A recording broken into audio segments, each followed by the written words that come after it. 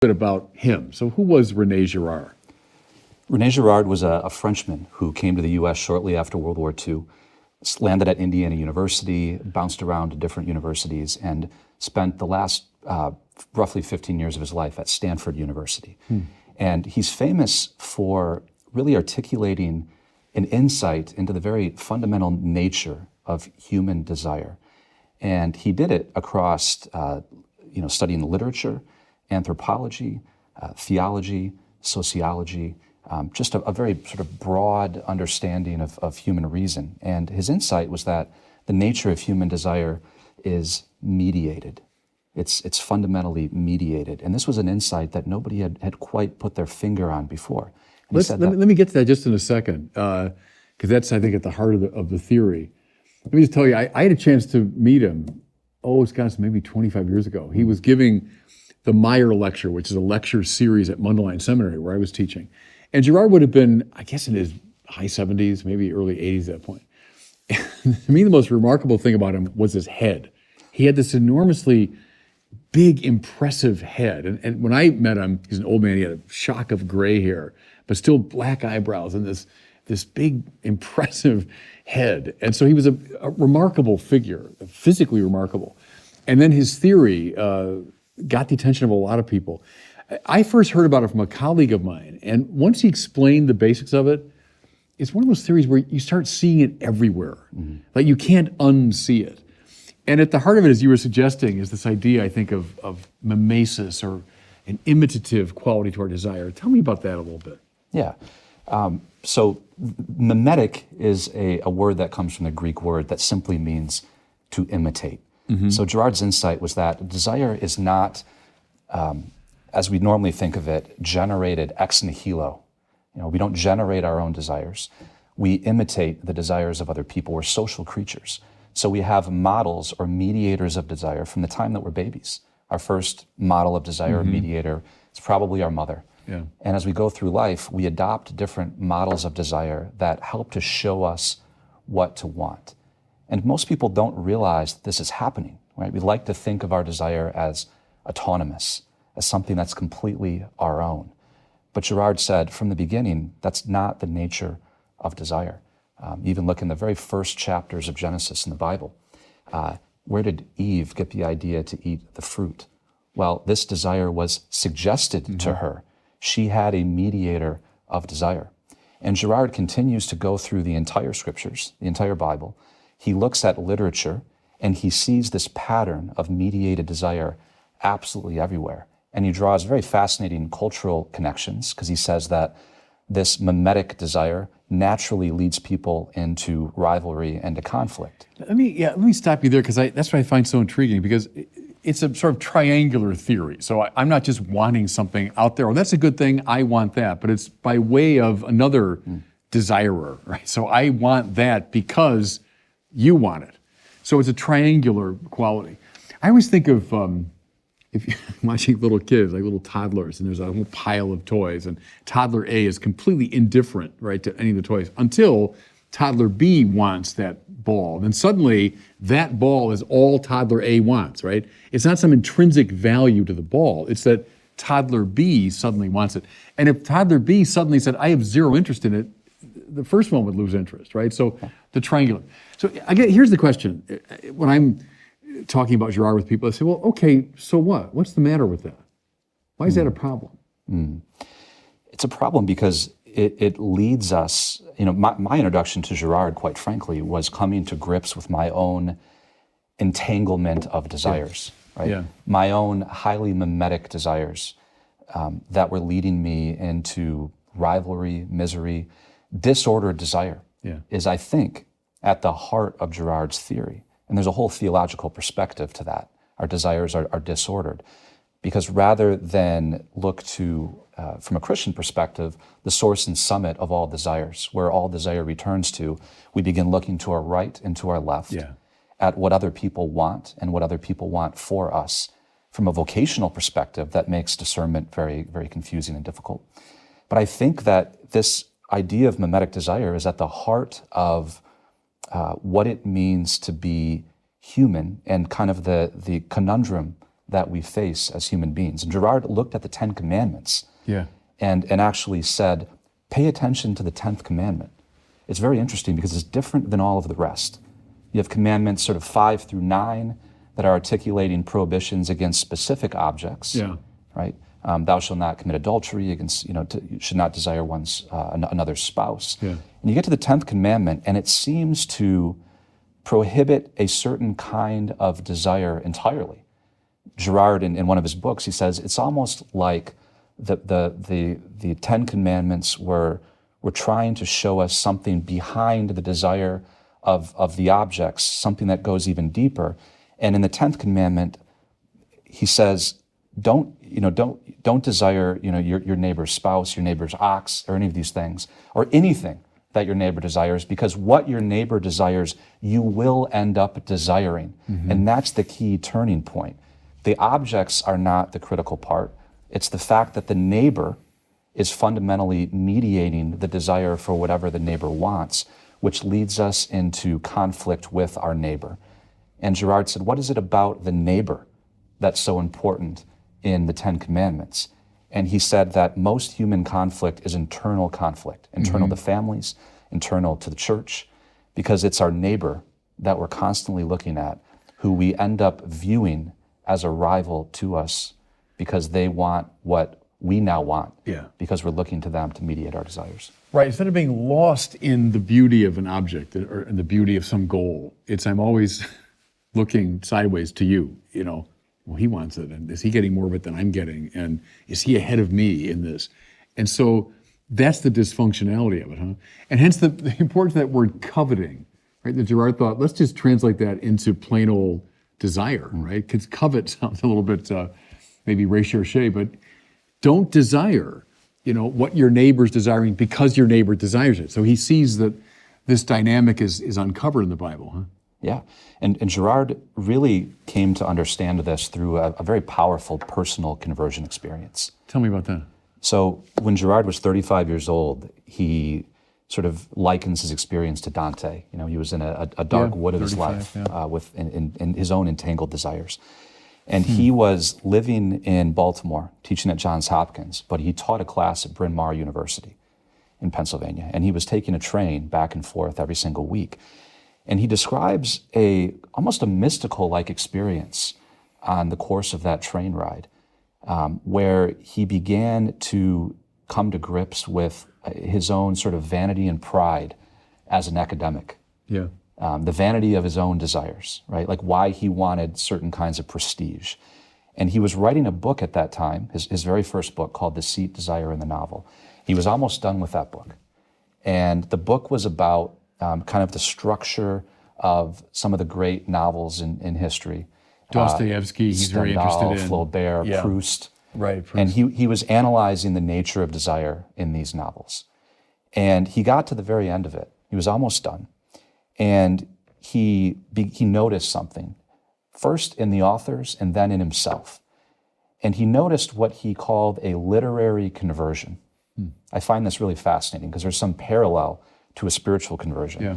And he said these authors, all these great authors, underwent a kind of literary conversion experience. When they started, Dostoevsky, for instance, at the beginning of his literary career, his enemies were his own scapegoats, right? A very sort of stock, black and white, Manichaean, good versus evil. And he was very removed. He was narrating the stories almost from the outside of this experience. And he said, these writers, Dostoevsky in particular, had to undergo a kind of conversion experience in which they saw their own vanity and pride, and they looked at the first draft of their novels, and it looked like trash.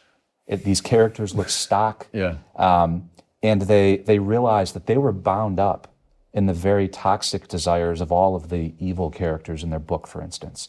And they went back and they rewrote the works from the inside of desire. Yeah. So their own experience of their mimetic desires were manifested in the works, and that's partly what makes the work so powerful. So Girard basically went back and rewrote the last chapter of that first book, and he explains the experience of these novelists as a kind of conversion experience, which he himself was undergoing at the same time. And at the time, he was, French academic, very skeptical, agnostic at best. And that conversion experience on that train led him to become to become a Catholic. He baptized his children within the next 6 months, and was in full communion with the church. And it was a beautiful sort of way that he described the experience. He said, it was almost like everything came to me at once on that train. And I spent the rest of my life trying to penetrate this dense mass of insight that I received. And he said, nothing was not already in the scriptures.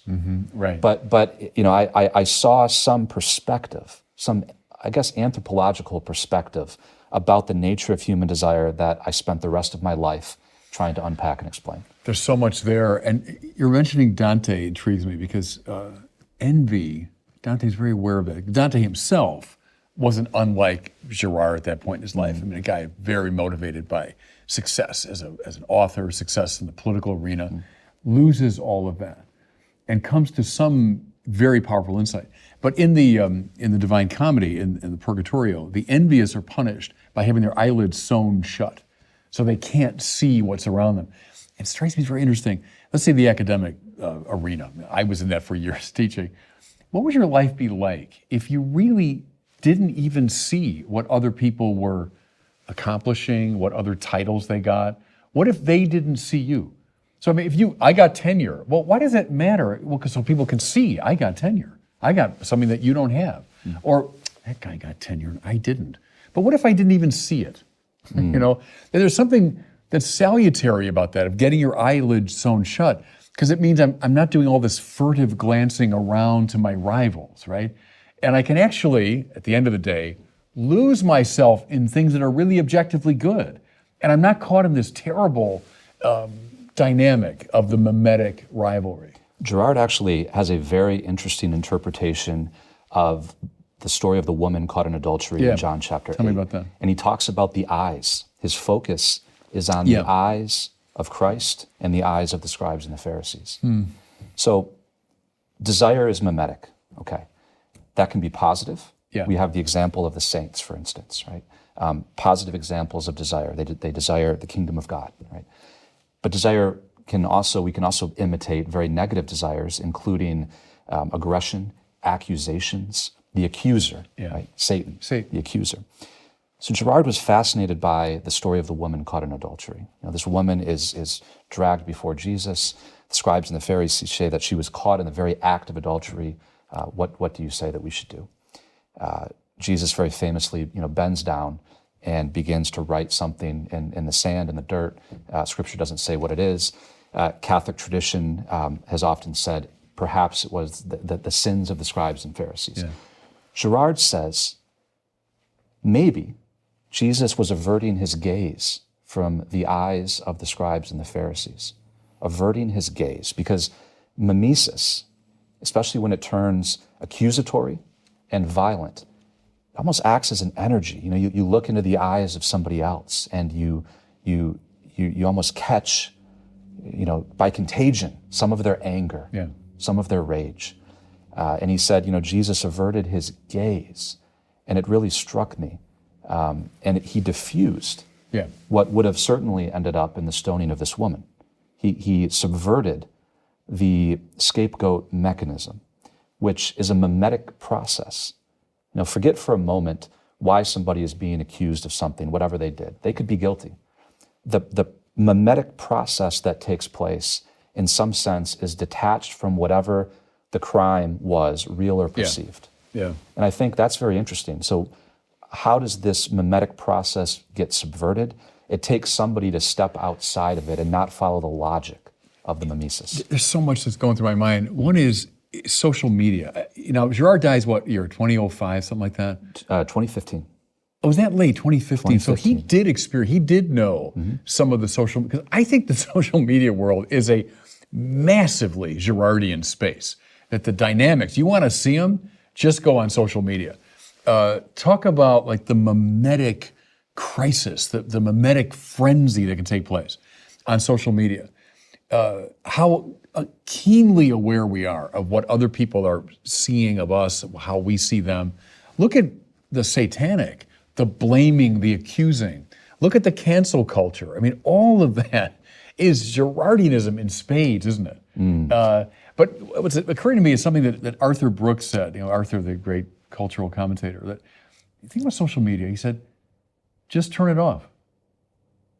And it'll be amazing how quickly you're liberated from that world. In other words, you take the simple step of saying, I'm not part of it anymore. I'm not going to pay attention to it.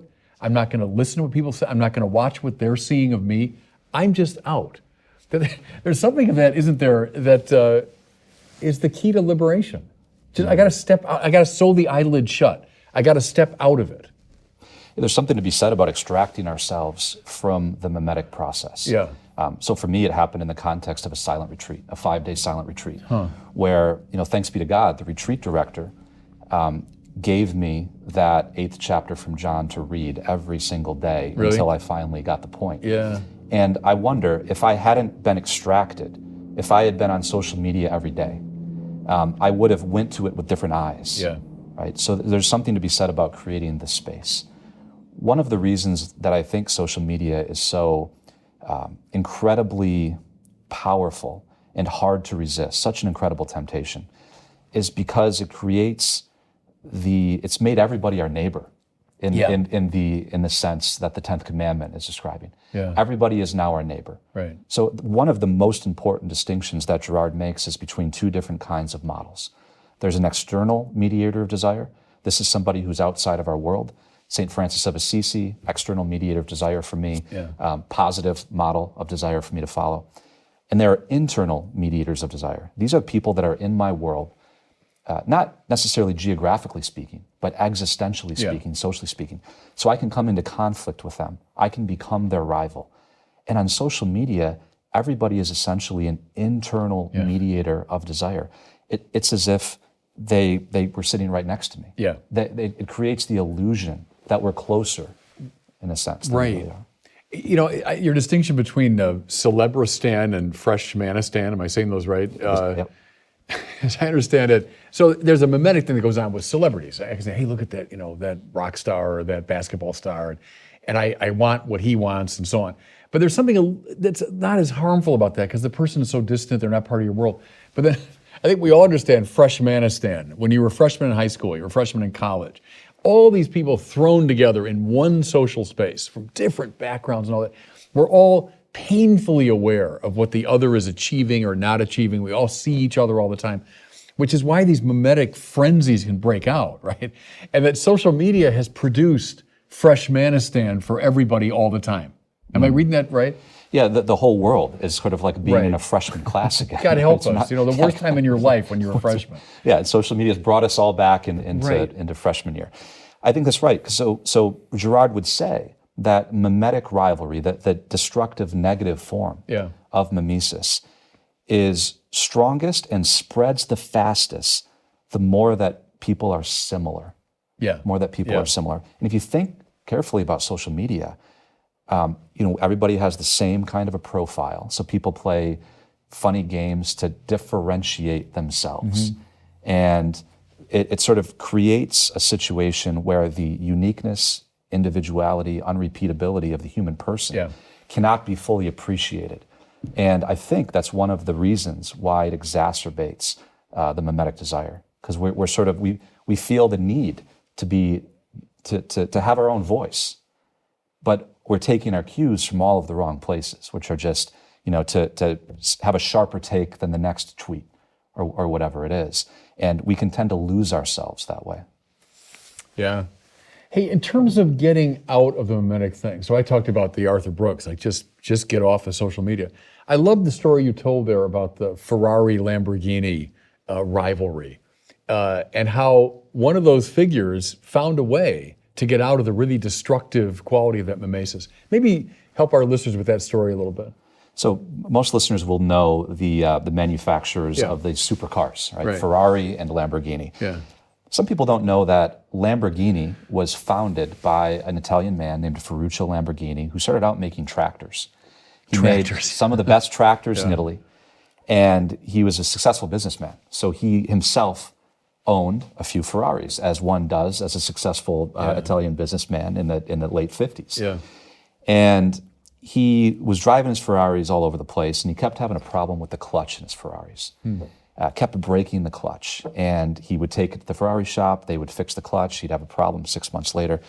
He finally got so fed up that he decided, and his story might be apocryphal, but it's true even if it didn't happen in this sense. Something happened. He confronted Enzo Ferrari, this great titan of automobile manufacturing and racing, personally. And he said, I've been spending a fortune on your clutches and they keep breaking. And he goes, in fact, I had my mechanics look at your clutch and you're using the same one that I use in my tractors. And I just, fixed my car and I did something that you couldn't even do. And Enzo Ferrari kind of brushed him off. Some people say, he said, why don't you just stick to making tractors? So Ferruccio Lamborghini says, I think I can make a better car. And he goes back to his factory and he transforms part of his business into a car manufacturing business. Partly born of this rivalry with Ferrari. The idea had never crossed his mind to make a car until this happened. So in some sense, mimetic desire was involved in his very decision to enter that process. I think the important part of this story, though, and he went on to make a very successful car in 1966, and then for many years after that became a real rival to Enzo Ferrari. And to this day, the companies are still rival companies. But at a certain point, he realized that if he took the rivalry to the end, it would end up destroying him on a personal, maybe even spiritual level. And that he needed some way to not just respond and react to whatever Ferrari was doing. That's the problem with a mimetic relationship, right? Tit for tat. Somebody sends me a passive-aggressive email, my mimetic instinct is to send one right back. And in rivalries, this happens all the time. It's like the other person is essentially making you a puppet of whatever they do or whatever they desire. So Enzo Ferrari wants to win an automobile race. Well, if Lamborghini is just behaving with mimetic logic, well then he has to win an automobile race. And he realized he had to remove himself from the logic of unhealthy mimetic desire. He took stock of what was really important to him in his life, his family, his son, and he made the decision to extract himself from the rivalry and not enter the racing business was one decision he made. He actually wrote it into the bylaws of his company and retired to a farm and ended up making wine and lived happily to the end of his days. We can get out of these things. That's the point. I mean, we're by a kind of awful instinct, and I would say now as a Catholic, a theologian, that's one of the marks of original sin. I mean, that we're drawn by a sort of wicked instinct into these things. But it's possible to get out of them. It's possible to find a path forward. I think that's a hopeful sign. I also love the story you tell about the French chef and the Michelin guide, so the famous, Michelin guide that what every French chef wants is to get the approval of the Michelin guide, and you get stars and so on. And it's, I think you tell the story that there's a chef will commit suicide if he gets a reduction in the Michelin, guide. But there was the chef whose story you tell, who at one point just said to Michelin, I don't care. I don't want you to list me in the book. Tell me about that a little bit. Yeah, I think mimetic desire is particularly important when it comes to one's vocation. There's so many different mimetic voices out there, right? Showing us the way, showing us cultural totems of status and prestige that we can often really forget to listen to the most important ones, right? For a Christian, what does God want for my life, right? That's the most important desire to imitate. Sebastian Bra grew up his dad was a chef in France. And from a very young age, a French chef learns that the most important totem of success is to get a Michelin star, and then to get 2 Michelin stars, and then to get 3 Michelin stars, and then what? Well, to keep your Michelin stars. And but how awful, just as you lay that out, you think how awful to live in that space. Because you're never at ease, you're never at rest. You reach the pinnacle of success, and now I've got to stay there. So my entire life, I'm in the prison of anxiety. So that goal was essentially, he adopted that goal without ever questioning that goal. And we do that. I've done that in my life, right? Like, why do I desire this thing in the first place? And he began to question the logic of the Michelin star system. Now, I think we all have a Michelin star system. We all have a Right, Michelin some version guide. of it, yeah. Mine just might look different than the Michelin guide. But he was miserable. It was affecting his family life. Mm-hmm. And he decided to tell Michelin just not to come back to his restaurant. And this was not viewed kindly by the Michelin anybody. guide. And the other chefs too, I imagine, right? By the other chefs. And Michelin, I suspect, was, even if they wouldn't have articulated it this way, they were worried about the mimetic consequences of his decision. Well, if he doesn't care about us, then maybe other chefs will start not caring about us. So it makes everybody nervous because he's breaking out of a system that's self-perpetuating. He's breaking out of a system. And so they didn't come back until the next year, when they said, we don't care about your requests. We're going to come back and rate your restaurant anyway. And by the way, now you have 2 stars. But I traveled there and I talked to Sebastian Bra. Yeah. And I said, well, how did that make you feel now that you had 2 Michelin stars? And he just laughed. He laughed. And he said, I laughed when I got the phone call because I stopped. I just didn't care anymore. I'd broken out of that in sort of some kind of a permanent way. And there was no going back once I saw the vanity and the sort of illusory status of it. And I realized that ultimately it was going to make me empty. Yeah, no, I mean, the spirituality there is very profound, and all the spiritual masters will tell some version of that. In a way, René Girard is like Marx, and he's like Freud, and he's like Nietzsche as a master of suspicion. What I mean is, he looks behind what appears to be something rather ordinary and acceptable, but actually what's really going on here is something a little more nefarious, So I like, he's an unmasker, isn't he? He reveals dynamics that we're not always aware of. I think there's a line in your book about the people around whom we orbit without knowing it. So I just think I'm living my life and I'm seeking goods that, oh yeah, that's good. But actually I'm like a little moon around somebody else, right? And I'm just concerned about that person's approval, how that person's doing. Are they ahead of me? Are they behind me? And I'm just orbiting around. And I think I'm living my life happily. But in fact, I'm caught in one of these awful rhythms. And so Girard there is like a voice of liberation, isn't he? Like, come on, it's time to break free of this stuff. He really is, and being intentional about the kinds of models of desire that we have in our lives. So it's one thing for me to say that I desire some virtue, that I desire holiness or something like that. But if I don't have a single person in my life who also desires that thing, it'd be very hard for me to pursue that with any kind of constancy, with any kind of permanence. So we often think about role models. These are people that model a role or some kind of a behavior. But what Girard is saying is what's far more important is paying attention to what the people in our lives desire. He even speaks about Christ in this way. He says, when Christ says, follow me, imitate me, he's not talking about his clothes, the way he dresses, necessarily the way that he speaks. Fundamentally, he's saying, imitate my desire what I desire, which is to do the will of the Father. Right. So at a profound level, we're affected by the desires of other people. And those desires can lead to rivalry and conflict, or if there's some transcendent dimension to those desires, then they can lead us out of whatever that box is that we're calling. Yeah, and I want to make sure, by the end we get back to some of those really religious dimensions. But I want to take one step though. So we talked a lot about mimetic desire, which I think is the key to getting the Girardian program kind of off the ground. And for a lot of people, it's a liberation just to unmask that. But the second move in Girard's theory is the scapegoating mechanism, which we've talked about a little bit. But this is when I learned this for the first time, I thought, yep, it's pretty much universal. In fact, the man who first introduced me to Girard put it this way: wherever 2 or 3 are gathered, look for victims.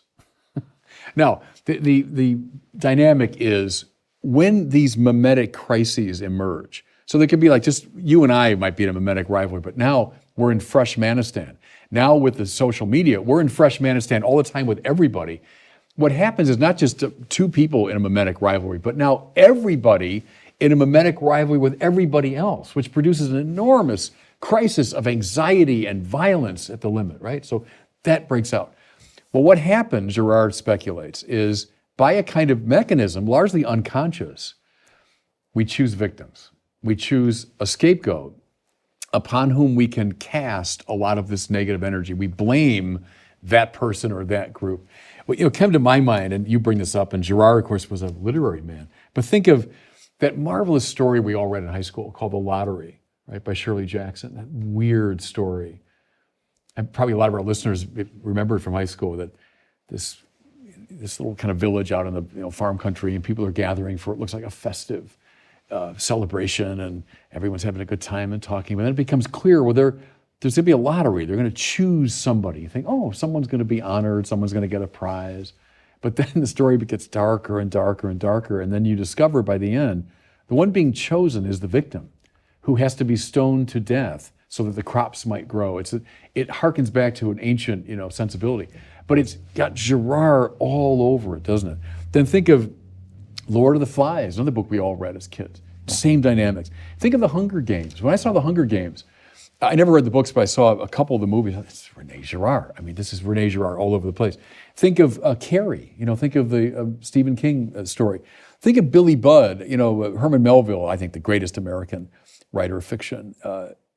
Avant la lettre. I mean, understood Girard perfectly. It seems to me.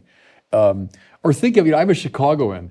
I don't know if you mentioned it, but the Steve Bartman phenomenon. Steve Bartman. Maybe our viewers don't remember, but what was it, 2004 or something, when the Cubs were about to enter the World Series, and the fly ball comes to left field, and the left field is about to catch it, and then this poor kid, Steve Bartman, who was the biggest Cub fan in the world, reaches out and blocks the ball, and the guy drops it, and then the Cubs lose. And I remember it watching on TV vividly. This poor kid, young guy, little glasses and the hat, and he had the little headphones on, and there he sat in all of Wrigley Field, and all of the TV audience blaming him. That's the guy. And he had to flee for his life. I'm not joking. He had to be at police protection for the foreseeable future. They ended up ritually destroying the ball that he had blocked. My point here is yes, René Girard saw something that was very real, that we do all the time. We choose victims. Very often someone who looks funny, who sounds funny, who is a little different from another group or whatever it is, and we say, nope. And as you said, one of the two names of the devil in the Bible. The first one, diabolos, the scatterer, but the second one, Satanas, the accuser, right? Anyway, I've been carrying on too much there, but talk about that a little bit. So following mimetic desire, which leads to mimetic crisis, we have the scapegoating mechanism. The scapegoating mechanism is really fueled by this idea that we can solve our problems by eliminating someone or something from our midst. Our problems are never our problems. I think this goes back to original sin. Our problems are never our problems. And humans tend to think that violence can drive out violence. This is what Girard calls the satanic principle. That if we just do a little bit of targeted violence, it will save us from ourselves, right? That's the problem. And this works through a mimetic process. I think the connection between mimesis and the scapegoating mechanism is not well understood. It works through a mimetic process. So going back to, let's use a baseball analogy. You ever seen a guy rush the mound in baseball, right? That's an extremely mimetic act, because once the second guy runs out of the dugout to get involved with the fight, and the third guy, and the fourth, and the fifth, it gets easier and easier. Right. And if you're the last guy on the bench, and you don't run out there, then you might have problems. You'll be the scapegoat. You'll be the scapegoat. So it's why, you're right, so the choice of the victim, of the scapegoat, is often somebody that is an outlier for whatever reason. But it's also chosen randomly. Shirley Jackson, the lottery, right? Because once the mimetic process starts, it perpetuates itself. It's why in the ancient stoning rituals, why is the first stone so important? This saying has come down to us, he who is without sin cast the first stone. What is it about the first stone that's unique? Well, it's the only stone that doesn't have a model. The second stone has one model, the third stone has two models, and it gets easier until it's infinitely easy to cast the 100th stone or something like that. So what I didn't realize when I was poring over this text of the woman caught in adultery, day after day, wondering why the retreat director wouldn't give me a different text to read, and becoming frustrated. The Girardian way to view that text is that the woman caught in adultery was a scapegoat. And the scribes and the Pharisees probably had all kinds of internal problems, right, of their own. There was a meta-crisis going on. There was a meta-crisis yeah. within Yeah. their community. And they had found an outlet for that crisis. Now, we know in that story that the woman was caught in the very act of adultery. So she was guilty according to the Mosaic law. The point is that it doesn't matter in terms of the scapegoating process whether the scapegoat is guilty or innocent.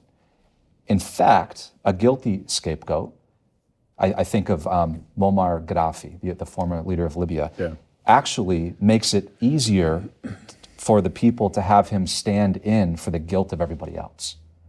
Right? They serve as an effective mechanism through which people can transfer their own guilt, and it actually warps our.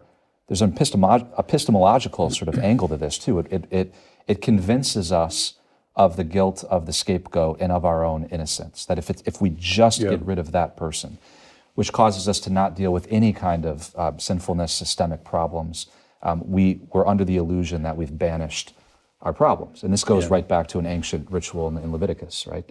Literally, it's where the word comes from. The sins of the people are symbolically transferred onto a goat who's driven into the desert. Yeah, and again, once you see this, it's hard to unsee it. People are around a table talking, and for a time we might talk about the weather, or we talk about the Cubs or something. But before you know it, we're scapegoating somebody. I mean, it just watch it. So our viewers, just watch it. Next time you're sitting down with friends, I'd say within a couple of minutes, you'll be blaming somebody. Did you hear what she did? Yeah, I heard that too. And I hear she also did. And what's happening there, I think what Gerard saw was, we get a thrill from that. There's an ersatz sense of communio that comes from that. Like, oh yeah, oh you saw that? Yeah, oh yeah, I did too. And now we've all come together. We've sort of cast our tensions and anxieties onto this person. Now, the trouble is, the minute you get up from that table and walk away, chances are it'll form anew around you as a scapegoat. We talked about academia, and that's the world again I knew pretty well. And there's this famous saying, what's the one thing two academics can agree on?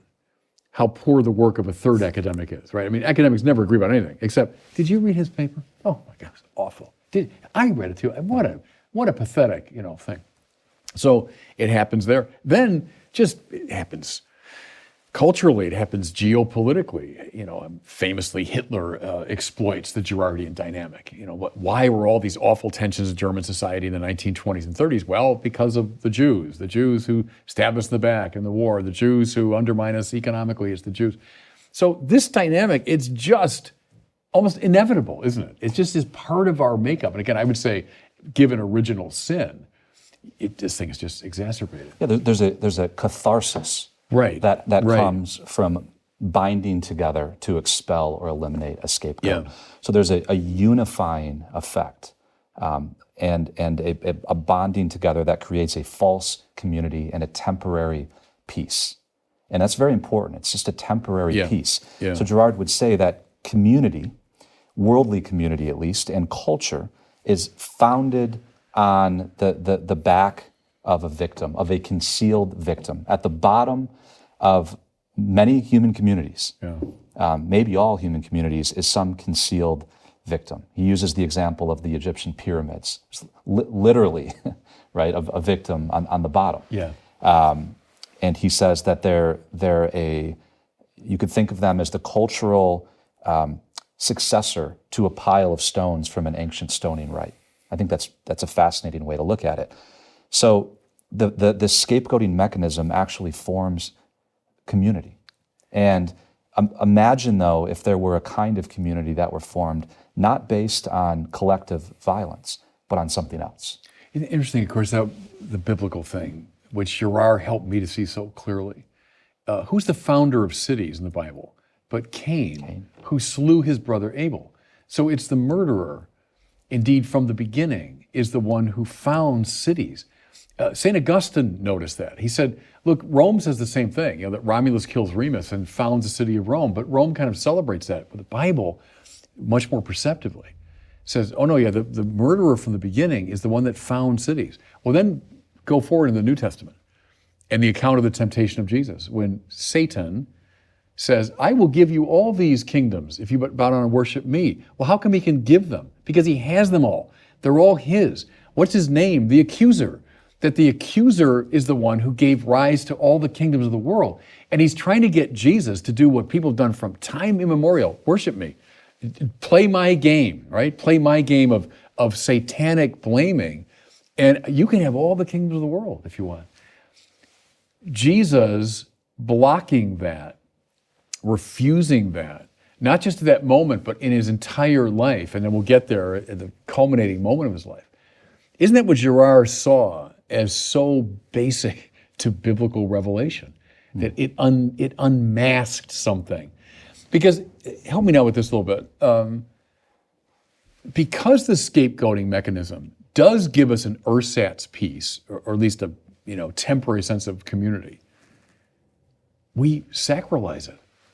Hey, this is good. This worked. The gods must approve of this. And even go further, the victim himself becomes kind of a sacred figure, right? Because, hey, that's how we brought peace to the community.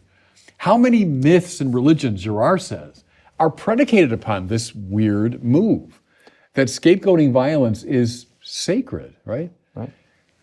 And something gets unmasked, doesn't it, in the Bible? But anyway, talk about that a little bit. In the scapegoating rituals and mythologies, violence is sanctioned by the gods. Yeah. Right? Because the only people that are left to tell the stories are the victimizers, are the people that they themselves were involved in the scapegoating mechanism.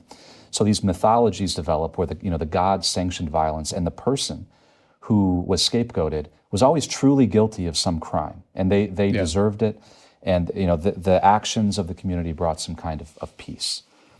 The Bible is very different, because throughout Scripture, going back to the Old Testament, the story of Joseph, for instance, God takes the side of the victim. And the true process that's happening is unmasked. And we see, in the case of Joseph, for instance, it's almost like we're allowed to go behind the curtain of the scapegoating mythology and to see what's really happening. And we see that Joseph is, of course, innocent. And this happens time and time. Job, right? Yeah. Job, who's being accused by his very friends, right? So we see this, and this culminates in Christ and the crucifixion, where it's very different. It's than any other kind of story that's like this that's ever been told. We have the early community of the apostles who are going out into the world and saying and promulgating a very different story about what happened. And we see the scapegoating mechanism completely unveiled. And we see how, in a sense, Girard would say that the crucifixion of Christ demythologizes all mythology. It's the end of mythology, right? It's the anti-myth. See, something in Girard that I always found fascinating, because I came of age at a time when theological liberalism was all in vogue. And one of the marks of theological liberalism is to show the points of contact between the great religions and mythology, right? Think of someone like Joseph Campbell and recovering the ancient myths. Think of liberal theology from Schleiermacher on, that all the great religions are basically saying the same thing. We're all climbing the holy mountain by different paths, but we're going to the same goal. And René Girard was like a wrench in the works of that kind of liberalism, because he didn't think Christianity was saying the same thing all the religions were saying. In fact, au contraire, he thought it was unmasking what the other religions and mythologies tend to mask, right? It was a revelatio, it was a pulling back of the veil on this sacralized violence. And the crucified Jesus, as you say, God not on the side of the victimizers, but God identified with the victim of Caiaphas, perfect Girardian, right? Who says, well, wouldn't it be better for one person to die than for the whole nation to be destroyed? I mean, look, wouldn't our mimetic crisis be resolved beautifully by just killing this guy, this weirdo, this outsider? Or think of the scene of Peter in the courtyard of the high priest's house. Well, he was with him. His Galilean accent gives him away. And Peter knew he was in serious danger at that point because there's the scapegoating mob forming. But God, on this Christian telling, is not identifying with the scapegoaters, but rather with the one who himself is the victim. Yeah, so it's something fresh, it's something new, isn't it? Girard changed my understanding of a revelation. Right. Of revelation by, sort of showing that, Christianity revealed something that had previously been, the world had been completely blind to, that humanity had been blind to. And it took, the God-man to reveal this. Somebody who himself was not inside of this mechanism, right? Who was not subjected to the mimetic mechanism, right? To the disorders that have happened. And this kind of goes back to original sin. So in other words, it took God to reveal this to us. Girard referred to Caiaphas and sort of cynically said he's the greatest politician who ever lived because he knew that the scapegoat mechanism was affected. Caiaphas wouldn't have called it that, but he somehow knew that this is a way to create some temporary peace by finding somebody to put all of the blame on. And what's interesting about the crucifixion and the resurrection is that a new kind of community was founded. This was a community that was not founded on scapegoating violence, but was founded on forgiveness and love, right? Radically different. What's the first thing Christ says? Peace be with you. And it's the only community, right? A Christian would argue that's been founded on something that didn't rely on this sacrificial, some form of violence, some form of concealed victim. Yeah, it's new, it's fresh, it's a revelation. And we shouldn't water it down and say, oh, it's just one more iteration of human religiosity. It's a breakthrough. It's a revolution. Here's something I find really intriguing, and you talk about this in the book. Has Girard, in a significant way, won the day? Because today, what are we obsessed with but victims? And siding with the victim. I mean, that's everybody's instinct today. In fact, if you're siding with victimizers, you're an ultimate bad guy. So, I mean, has Girard carried the day? Has he convinced people that, we should be massively on the side of the victim? Or is something else going on with that today? Talk about that. I don't think he's won the day, and here's why. Girard would say that the crucifixion in Christianity has permeated our culture, whether people know it or not, actually, to such an extent that we're hypersensitive to victimization, to innocent victims. And in a sense, the victim is the one universal principle that is spread throughout the world, right? Our sense of the victim. However, so in a sense, the scapegoat mechanism doesn't work the way that it used to, because we don't really believe in it the same way anymore. The problem is, from my perspective, this is my take on it, the world seems to be trying to sort of to sort of protect the victim and to make continual reparations for the violence in the world, while at the same time rejecting the only sort of sacrifice that claimed to have done that permanently, once and for all times. So it's hard to recognize at an intellectual level what we're doing without sort of accepting what needs to happen spiritually in order to be able to not continue to engage in that process and to create new victims, just different victims. Because it's happened, hasn't it? I mean, the cancel culture, which has arisen from a preoccupation with victims, has produced a whole different set of victims. So that we're just drawn right back into the old mimetic problem, the old mimetic crisis. So it looks like a way out, but it really isn't. Well, with cancel culture, sometimes I wonder, where's the forgiveness, right? It doesn't exist. It doesn't exist. So forgiveness was crucial for René Girard. The time has come. He was very apocalyptic at the end of his life. And he said, the time has come to forgive one another because the time is running out. And when I look at some of cancel culture, I don't see that aspect of it, the forgiveness, the love. Right? What is love? It's willing the good of another. And it's so easy on social media. It makes it so easy to get involved in conversations where Are we really willing the good of another? It doesn't seem like it. Oh, It God. certainly doesn't seem like it. It's a built-in problem. I've been on social media now for a while, and those com boxes and all that, and social media. They're some of the vilest places on planet Earth right now, it seems to me. I don't go on Twitter anymore because I think that's the nec plus ultra of this vile quality. It's like it's introduced all the Girardian dynamics at a deeper, more intense level. And breaking free of that and using Christian revelation itself as a way to do that. Watching for victims, watching the scapegoating dynamic, watching mimetic rivalry.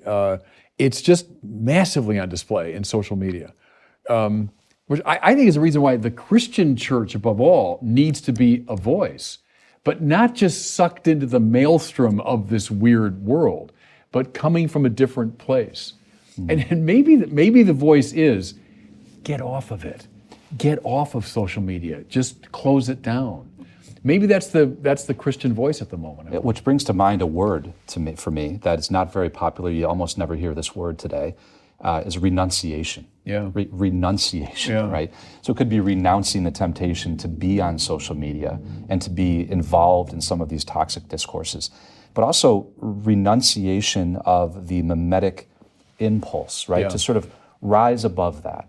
And I often ask myself, to what extent does that require, something supernatural grace? But it does. It's an incredibly difficult thing to do to renounce the mimetic impulse, and that is fundamental, right? To escape the logic of the zero-sum game, because we can engage in the scapegoat mechanism from what we believe are the noblest of motives, right? To do justice, right? To fix a problem in the world. And Girard says, well, that's fun. That's exactly the problem, right? Is that we don't realize that we're doing this. In fact, if we realized that we were creating a scapegoat, that we were involved in the scapegoating mechanism, well, then it wouldn't work. It requires a kind of unknowing, right? Which the revelation unmasks. So I think it's very difficult to address because it involves a level of self-awareness and renunciation, even of things that we might consider our noble kind of intent. I think it requires grace. I think that's absolutely right, because you've got to break out of something. You can't stay within the confines of that old system and try to fix it. You don't fix it from within. As Aquinas said, if the will is broken, you can't will your way to a better will. The will needs to be invaded by something outside of itself. And I think that really applies here, that if we're caught in these Girardian dynamics, we're not going to will our way out of them. We have to, something's got to break through. And I would say it's the grace of the cross and resurrection of Jesus. And I think it's a way for Christians to reclaim the centrality of the revelation contained in Christianity. It's not just one among many, but it's the decisive way out of this.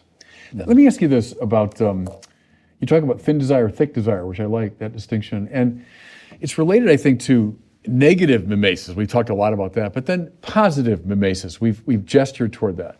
When I say, for example, hey, there's Mother Teresa, who's serving the poor of Calcutta. And I want that. I want what she wants, right?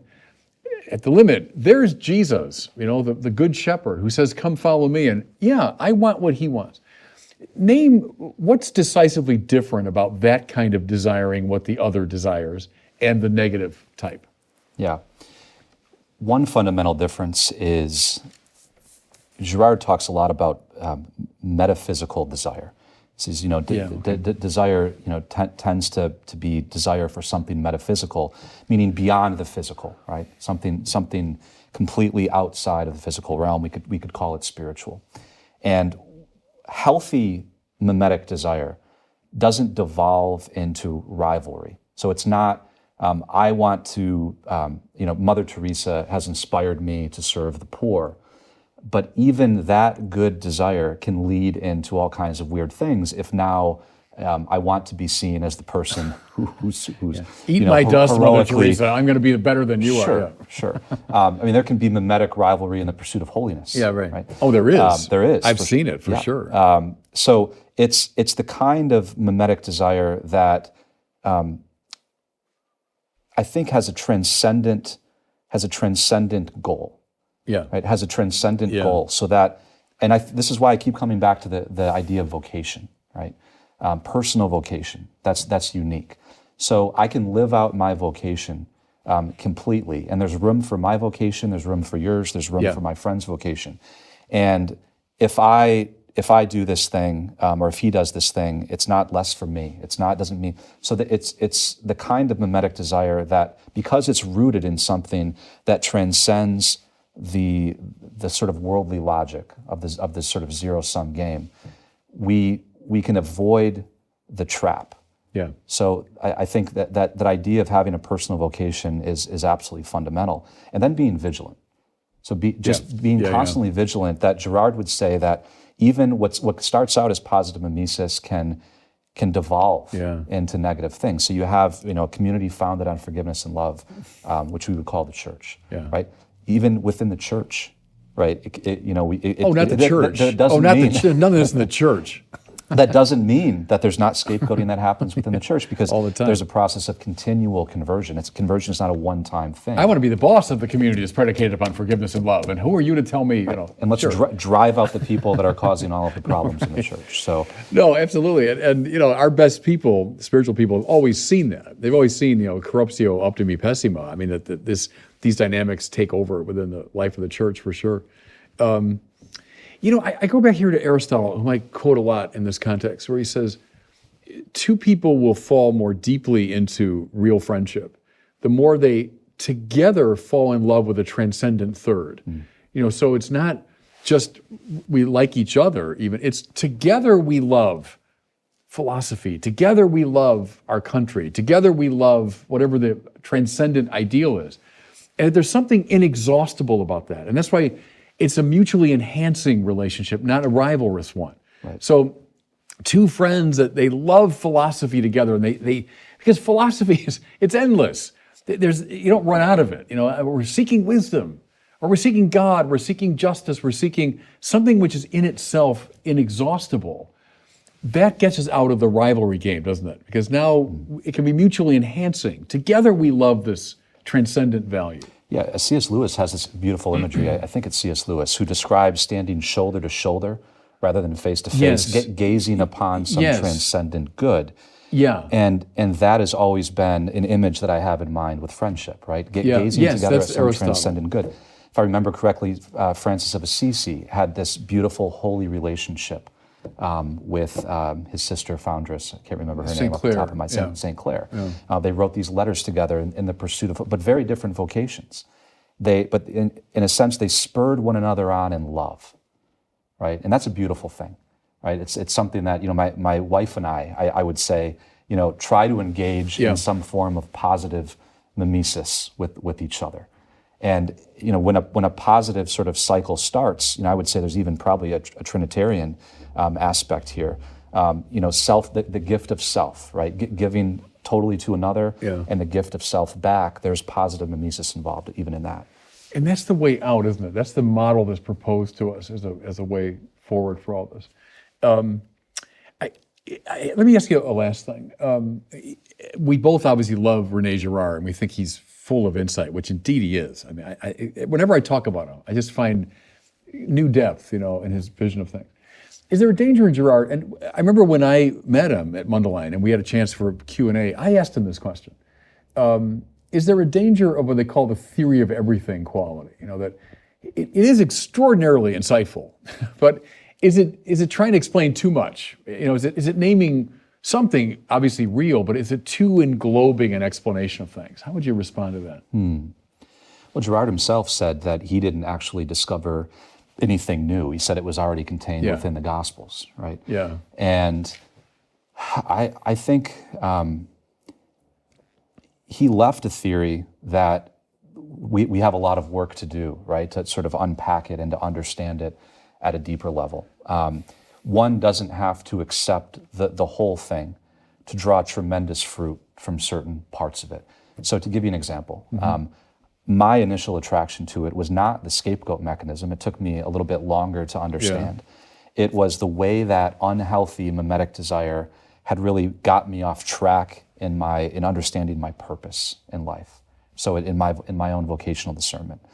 So I think everybody has a different doorway into mimetic theory. And Girard said, it sort of will take sort of an interdisciplinary group of people to probe this. And he encouraged that we probe it. I'm inherently skeptical of theories of everything too. Right. But Girard said, there was this single dense insight about the nature of human desire. That and desire is this, it's this metaphysical sort of principle that does affect everything. I mean, what does desire not touch? Right? It's part of who we are as humans. The real temptation with Girard's work, in my opinion, is the naturalistic kind of approach to it. And what do I mean by that? It's to view this, to over-intellectualize what he's saying, and to try to strip the spiritual out of it, to almost use it as a technology. Well, now I understand mimetic desire, I can become a better investor. Now I understand mimetic desire, I can organize my company in this way. Maybe. But the naturalistic doesn't go far enough, right? Because he's speaking about something at the very heart of the human person, right? And one of the striking questions that was posed to me, this really sums up the approach. It was, in the 8th chapter of John, the woman caught in adultery, was that a miracle that Christ worked? Was that because we normally don't think of that as a miracle, but that really got me thinking. Well, does it take something that's not natural, that's supernatural, what we would call grace, in order to bust out of these negative behaviors? And I would say absolutely yes. So that to me is the greater temptation, is the application of mimetic theory. Oh, great, so I understand mimetic theory, so what? What does this mean? Well, it means nothing if I don't go out and love my neighbor, if I don't forgive. Yeah. Let me ask you, how about a last thing? I speak now as a churchman, as a bishop in the church. What's the best thing the church can do in terms of making these Girardian insights applicable to people's lives? What's the best thing we can do to overcome mimetic rivalry, to overcome the scapegoating mechanism, to show a way forward? What can the church do? I firmly believe the most important thing the church can do is to help every Christian, every person, understand that they have a unique personal calling from God. Because I do feel like that is the way out of the negative mimetic behaviors, right? The clustering, the different groups that are pitted against one another. When people understand that they have a transcendent purpose that's only been given to them, that they have a mission, a vocation in the world, and if they don't carry it out, it's lost to the world forever. There's nobody else that can carry it out. That's a transcendent dimension. And the church, it would seem, it's part of the church's mission to help the individual Christians to understand and to live out their individual vocations. It's super helpful, and it's language that I try to use a lot, but it's